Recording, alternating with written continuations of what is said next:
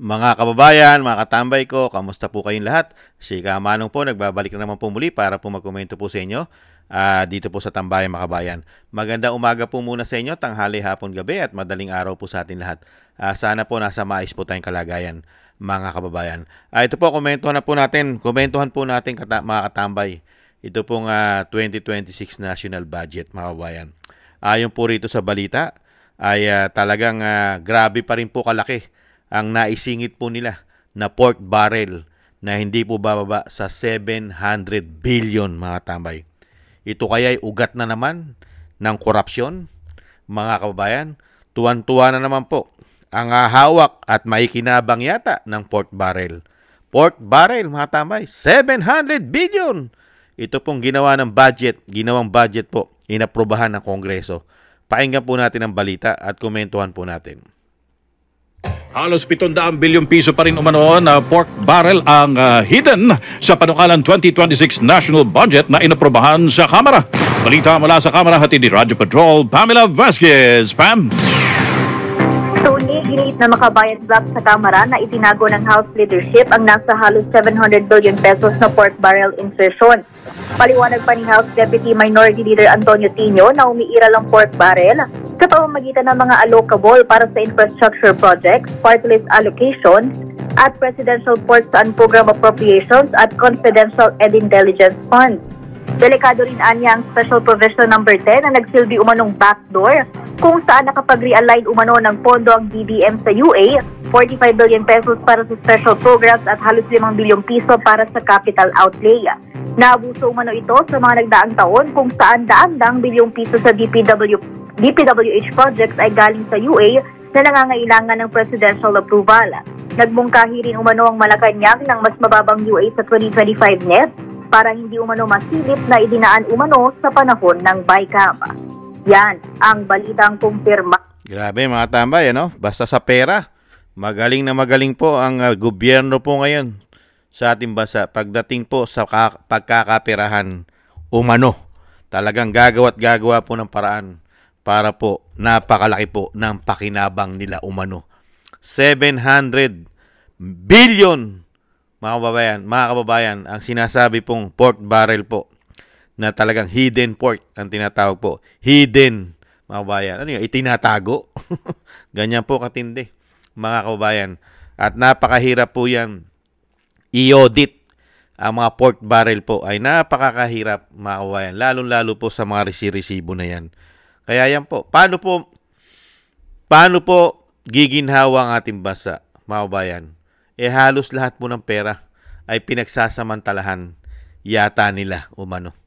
Para po yata ito ay talagang mas malaki ang pakinabang ng mga politiko. Nakita nyo po, nagkakandaleche-leche na ang ating bansa sa korupsyon. Flood control pa lang ang issue. Napakarami pa pong bubuksan na korupsyon sila. Magmula po noong 2023 hanggang ngayon 2025. At may paparating na naman po pala sa 2026 na isang damukal na pork barrel na naman, mga kabayan. Meron na pong pork barrel na hinahanda sila na 700 billion umano. Puwera pa yung kikitain nila na isang damukal na komisyon at magiging ghost project na naman yata, mga kabayan. Mangungumisyon pa sila. Nakita nyo po, puro pera po, puro pera. Pero hanggang ngayon, nananatili pa rin po ang mga magnanakaw, ang mga ulo, mga mandarambong, ang mga demonyong politiko na nagpakasama po sa pera ng taong bayan. Nananatili pa rin po sila ngayon. Walang katinag-tinag. Wala. Hindi po hinahabol ng batas. Hindi inuusig ng batas. Malaya po, mga kabayan. At mukhang napagtatakpan pa nga Hindi ba? Kaya nakakalungkot po, mga kabayan, ang balita. Yan po.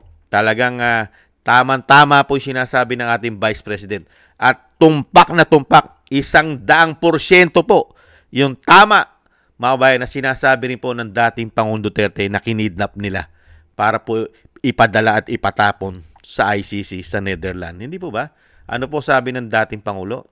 Yang institusyon na yan, yan ang ugat Yan ang pinaka-worst, pinaka-rotten, pinaka-bulok at pinaka-kurap na institusyon sa ating bansa.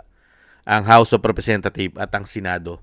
Ayon po yan sa ating dating Pangulo at sa ating Vice President Sara Duterte. Diyan nagmumula ang ugat ng korupsyon. Siyempre po, ang may accountability dyan na pinag-uubra niya ang mga ganyan systematic, pipirmahan ng Pangulo. Patay kang bata ka. Hindi ba? Hindi po katulad nung panahon ni dating Pangulong Duterte, never tayo nakakarinig ng ganyang mga napakalalaki, sobra-sobrang pork barrel at napakaraming ghost project at ang pera ng taong bayan nawawalang parang bula na walang may kasalanan at walang nagnanakaw na mga politiko. Wala po sa panahon ni dating Pangulong Duterte yan. Hindi po ba? Pero sa panahon po ngayon ng binagawang Pilipinas, lahat na po ng klase ng pagnanakaw maririnig po natin sa gobyerno ngayon. Lahat po ng klase na pagnanakaw umano, mga kababayan. Yan po mga kababayan, na nakakalungkot na balita. Buhay na naman po ang mga politiko sa atin. Buhay na naman po sa 2026. Hanggang hindi napapalitan ng ating gobyerno, hindi po napapalitan sila, dire-diretso po yan umano. Dire-diretso po yan. Magkakamal po sila at hindi po sila papayag na hindi po sila magkamal. Dahil nga po itong mga tao na ito ay sobra na pong gahaman umano sa pera at kapangyarihan. Nakakalungkot po mga kabayan. Nakakalungkot po ang nangyayari sa ating bansa. Napupunta lang po sa malawakang korupsyon. Sa kanila lang napupunta halos ang pera ng taong bayan. Pati ang inuutang na tayo magbabayad. Ang ating lahi, ang ating kalahi-lahian ay may utang. Hindi po ba? Kasi hindi pa pinapanganak ang ating anak, hindi pa pinapanganak ang ating mga apo, mga bayan, ay may utang na po na hindi na po bababa sa 200,000 bawat isang Pilipino. Hindi na po bababa sa 200,000 ang utang kung hindi po nagkakamali si Kamanong. Dahil po ang utang ng ating bansa ay nasa 17 trillion na po, mga kabayan. At tayo po ay nasa 100, hindi na po tayo bababa sa 110 million ang ating po mga kababayan. Hindi na po bababayan, pataas. Kaya po napakarami na po ng utang ng bawat Pilipino. Pero ang mga inuutang nila, sa Pilipino po ba napupunta at nakikinabang? Hindi po ba sa kanila lang, naiilang-ilang mga politiko, itong mga gahaman na ito? Hindi po ba? Kawawa po tayo. Tayo pong taxpayer ang kawawa at ang ating kalahi-lahian ang kawawa, mga kabayan. Samantalang sila'y nagdiriwang, abot tenga ang mga ngiti, mga kabayan. Grabe mga ngiti niyan. At isang damukal po ang kayamanan pati sa labas ng bansa. Hindi po ba? Maraming salamat po mga kabayan. Nakakalungkot po na patuloy pa rin po na gumagawa sila ng paraan para po sa korupsyon umano. Salamat po sa nagusto po natin tambayan mga kabayan sa YouTube at TikTok.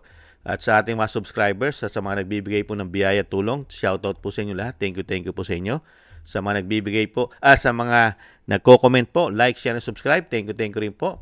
At yung dasal po natin, pag lagi po natin isama sa ating panalangin na ang ating bansa po ay sana po ay maging maayos na po at mailayo na po at matapos na po ang kasamaan po ng mga demonyong politiko sa ating bansa. Matapos na po at sana po ay magtagumpay ang kabutihan naman po sa ating bansa. Sama po natin sa mga dasal. At ganoon din po ang pag-iingat po sa pamilya Duterte, ang ating Vice President at ang dating Pangulo, na sila po'y maingatan sa kapahamakan at madugtungan pa po ang buhay at kalakasan ng dating Pangulo at makalabas na po siya sa lalong mabilis. Maraming salamat po sa mga dasal po ninyo, mga kababayan. At tayo rin po'y manalangin para po sa ating pag-iingat at sa ating buong sambayanan. Maraming salamat po mga tambay. Ingat-ingat po tayo. Tiis-tiis lang po. Bye-bye.